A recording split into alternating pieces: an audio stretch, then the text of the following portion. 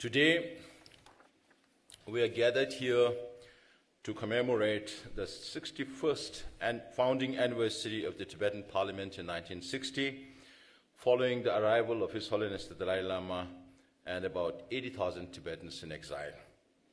On 3rd February 1960, barely 10 months after arriving in exile, the representatives of Tibetans in exile gathered for the first time in India's sacred land of Bodh Gaya and took Nagin Chemo, that is great oath, pledging utmost dedication and sacrifice to forge unity and cooperation under the guidance of His Holiness the Dalai Lama. His Holiness said, unlike the past system in Tibet, it's extremely important to establish a democratic form of governance based on harmonious blend of spiritual and political values. Hence, a popularly elected body of people's representatives is needed. After you return to your respective places, select from the general public nominees who are educated, capable, patriotic, and trustworthy. For the time being, elect one representative from the 4 schools of Tibetan Buddhism and 3 representatives from the 3 traditional provinces. Accordingly, elections were duly held and 13 representatives were elected, and thus began the first commission of the Tibetan people's deputies. They took their oath on 2nd September 1960. In 1975, the Kashak declared to commemorate 2nd September as the founding day of Tibetan democracy. In the challenging environment faced on arrival in exile, His Holiness took the bold step of instituting the election of people's representatives and making structural reforms in the exiled Tibetan polity to encourage and steer it towards genuine democracy and rule of law. Because of far-reaching vision of His Holiness, today the Tibetan administration in exile represents all the Tibetan religious faiths and has jurisdiction not only over areas administered by the Gandhi Phorang government, but also the whole of Tibet's 3 traditional provinces of Uzang, Kham, and Amdo. The unprecedented consciousness among the Tibetans in exile of belonging to a single Tibetan nationality could also be considered as a fruit of His Holiness the Dalai Lama's democratization efforts. Furthermore, on 10th October 1961, a draft constitution for future Tibet was announced, followed by the promulgation of the constitution on 10th March 1963. It paved the way for the formation of the 3 pillars of democracy and creation of fundamental rights and responsibilities of the people. Moreover, to have genuine democracy, His Holiness even provided a clause in the Constitution allowing for his own impeachment. Similarly, the use of hereditary titles and prerogatives in Tibet were withdrawn. As the Tibetan Parliament had no secretariat till 3rd May 1966, the deputies were attached to various departments of the Central Tibetan administration. However, it was the Tibetan Parliament which proposed to His Holiness the nominees for the civil servants during the reorganization of the 5 main departments and 4 branch offices in 1960. During all these times, the Chinese government pursued its policy of brutal suppression of Tibetan people's peaceful protests and thrust upon them its so-called democratic reform.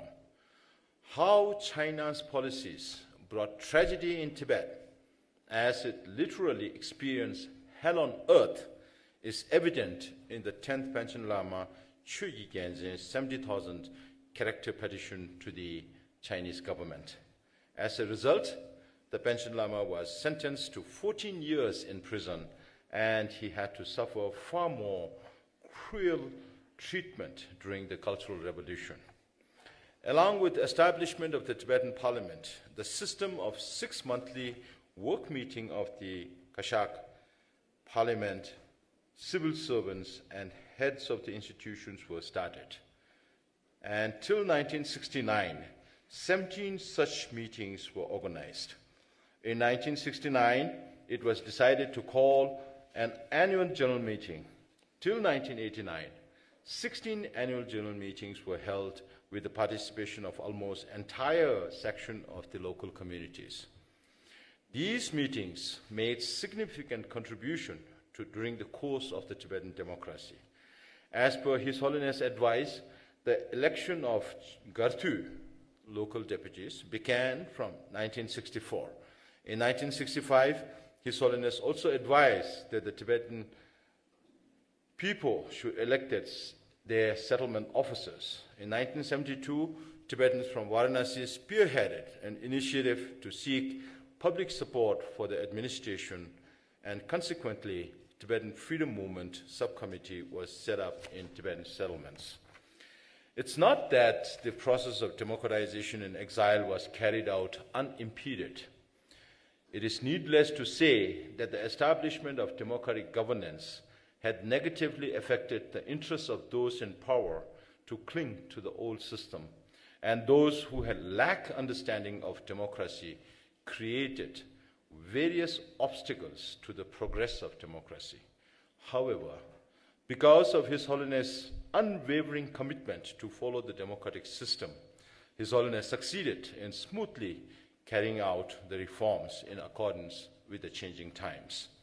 Since 1974, the Tibetan Youth Congress proposed that the deputies to the Assembly be elected by the combined electorate of people of all the three provinces.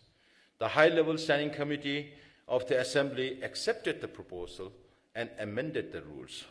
However, during the election of 8th ATPD in 1982, the deputies from Dodö province and Nyingma school resigned during the primary round and entrusted His Holiness to appoint all the deputies. His Holiness was entrusted to appoint the deputies of the 9th Assembly also, due to the refusal of Dodö province to take part in the election. Due to lack of required nominee from Dodö and Nyingma in the primary election of the 10th Assembly, the high-level standing committee was compelled to pass a resolution calling for the previous assembly members to continue as the new members. Similarly, since early 1977, His Holiness advised the Kashak and the standing committee to make necessary improvements in the appointment of the head of the Kashak, election of the colonels, and setting of their term limits. During the 16th National General Assembly held in 1989, His Holiness emphasized the need for more democratic reforms, including the election of a head of the Central Tibetan administration.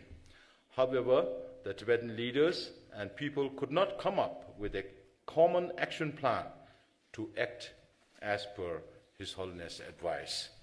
His Holiness dissolved the Kashak and Parliament in 1990, and in May convened a special conference of 369 participants from members of the Parliament, Central Tibetan administration, former colonies, representatives of non-governmental organizations and institutes, and religious schools, and recently arrived Tibetans from Tibet. During the conference, His Holiness appointed the Constitution Review Committee. On 14 June 1991, the 11th Tibetan Parliament adopted the charter bearing the hallmark of democracy, that is, the three pillars of democracy and autonomous bodies. In order to further the process of democratization, the system of direct election of Kalan Triba was started in 2001, and His Holiness took semi-retired position. The most significant democratic development took place in 2011 with the devolution of His Holiness' political responsibility to the democratically elected leader of the Central Tibetan administration through the 25th Amendment of the Charter. The essence of democracy is encapsulated by former US President Abraham Lincoln, who said, "Democracy is of the people, by the people and for the people. It should be guaranteed by the rule of law and the Constitution, on which all the laws are based, to ensure that the workings of the Constitution or the workings of the government should be within the ambit of the laws, and that fundamental rights of the people are not affected. The Constitution reflects the aspirations of the people, and those in authority are forbidden to act in contravention of it and manipulate the Constitution. For this reason, the new Kashak declared that the rule of law is the essence of its commitment to equality and justice. Democracy is the most important resource to keep alive our freedom struggle and combine our capabilities. When Tibet regains its freedom, democracy is indispensable for its political, economic, and cultural development. Today, as we commemorate the 61st Democracy Day, we extend our heartfelt greetings to our compatriots in Tibet. No matter how much China's propaganda machinery make false claims of development, during the 70 years of so-called peaceful liberation of Tibet in its recent white papers, Tibetans inside Tibet have maintained indomitable courage and determination in the face of China's continued policy to exterminate the Tibetan identity, and they have been making all-round efforts to protect Tibet's religion, culture, language, and tradition, for which we remain deeply grateful. It is this strength that unites the Tibetans in exile and keeps alive the freedom struggle. It is the common wish in our hearts to reunite in Tibet, and we would like to appeal to our brethren in Tibet not to lose their determination. The present Kashak has been carrying out its administrative work without any negligence. However, the inability of the Parliament to convene its session has been preventing it from carrying out its legislative functions. The Parliament is also not able to make use of the opportunities to plan activities and campaigns in accordance with the changing situation in China and the international community. The Kashak has been informed of several instances of the Chinese government exploiting this issue to spread falsehood inside Tibet, create division in the exiled Tibetan community, and misuse it at the international platforms. It has created great concern and apprehension amongst the governments, parliaments, and Tibet supporters who genuinely support us. Tibetans inside Tibet said they would stop the activities for the Tibetan cause if the problem is not resolved immediately. All of us know that there are people in our small community who are just venting emotions without careful thinking. The present Kashak will extend its cooperation and support to any means that are within the Charter. We would like to stress that it's high time that the concerned people should seriously weigh the advantages and the disadvantages if the situation lingers on, and make no mistake in their consideration by taking responsibility in the highest interest of our cause. If the impasse drags on due to the intransigence, it will only lead to the collapse of the Tibetan administration. Neither will any Tibetan like to see such a result, nor will it benefit any Tibetan. The Kashak is ready and firmly committed to work with the Parliament as mandated by the Charter and make concerted efforts in working towards the greater cause of Tibet and welfare of the Tibetan people. In conclusion, the Kashak extends its warm greetings to India, the United States, and all the countries and Tibet support groups around the world for supporting the just cause of Tibet. We pray for the flourishing of the meritorious works of His Holiness the Dalai Lama and the spontaneous fulfillment of all his wishes. May Tibetan democracy continue to flourish. Thank you.